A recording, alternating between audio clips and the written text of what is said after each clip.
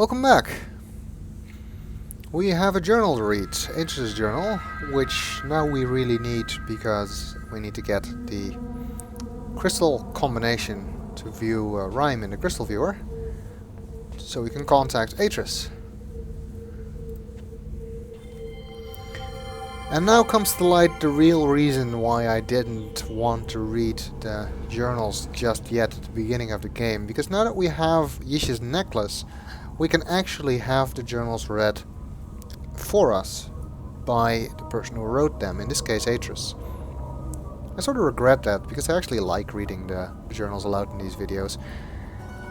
But we're gonna use the necklace regardless.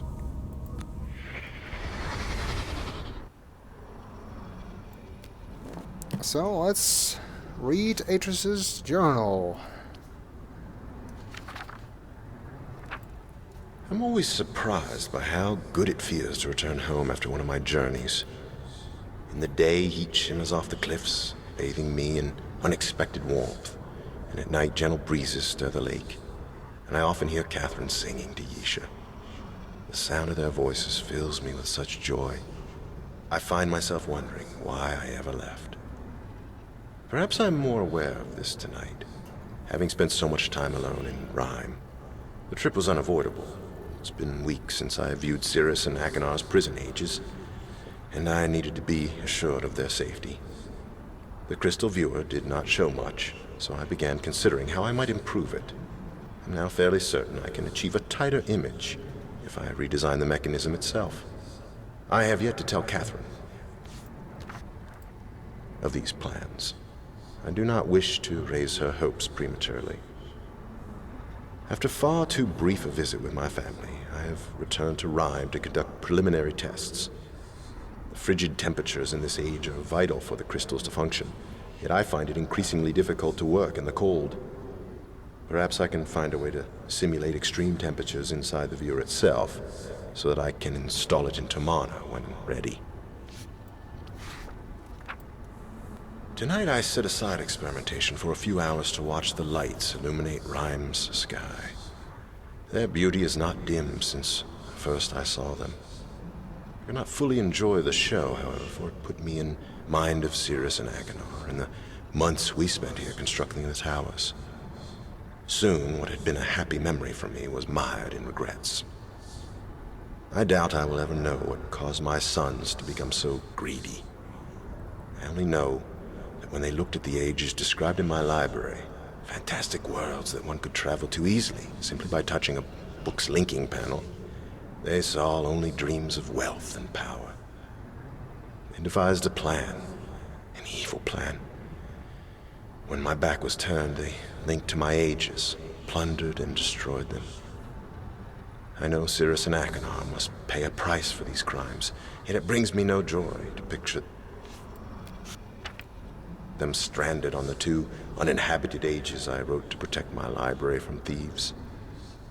I only hope that my sons will someday reject their wicked yearnings and find it in their heart to reform.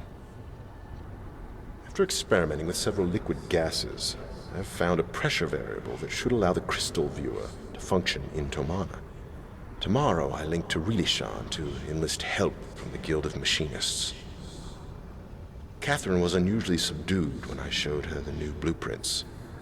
She trusts that the viewer will work, but wishes we could visit our sons in person. I would like that as well, but until I'm convinced of remorse, I cannot risk their escaping. I was fairly certain the evaporator coils would work, and indeed, I was able to achieve a blurry image of Spire within the new viewer's blank book. Unfortunately, a more powerful suppressor is needed to stabilize the image. Guildmaster Andritas suggested that I install several geodes inside the roof of the observatory, and then use an antenna to focus them. This should amplify the clean frequency enough so that the crystal viewer can work.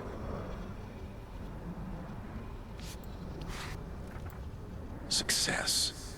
Not only was I able to view both Spire and Haven, but I also saw my laboratory on Rhyme quite clearly.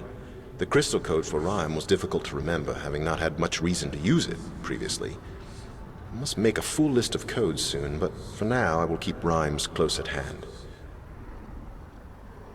I always knew my sons had great potential, but today I saw something that truly amazed me.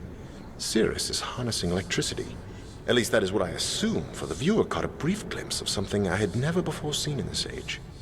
It had to be man-made construction.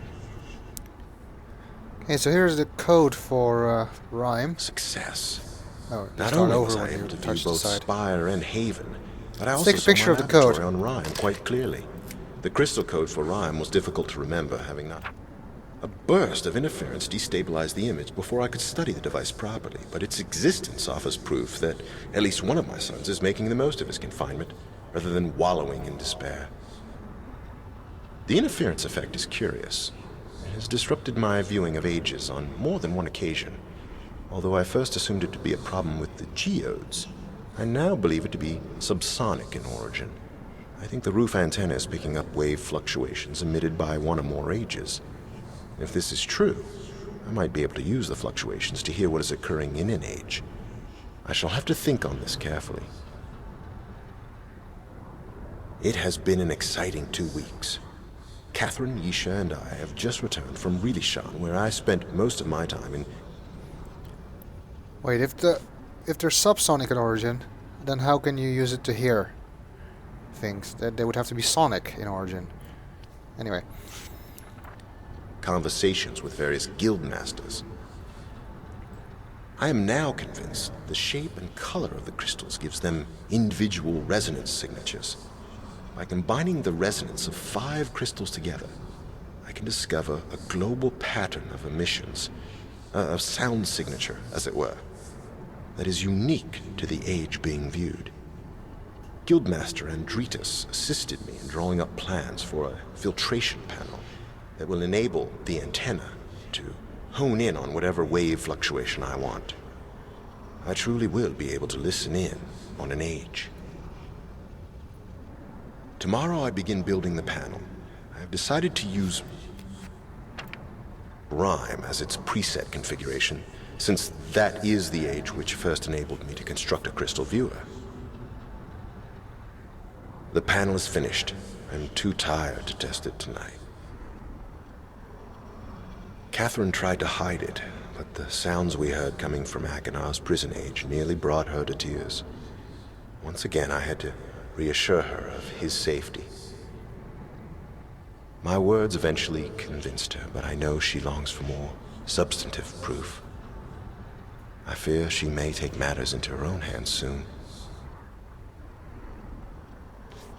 I must confess, I too long for more information than the viewer is currently providing. Tomorrow I shall link to Rhyme. I have an idea for an attachment, something akin to a moving eye, that will allow me to change points of view while using the crystal viewer. If it works, I may finally be able to see if my sons have reformed. Well, that's the final page.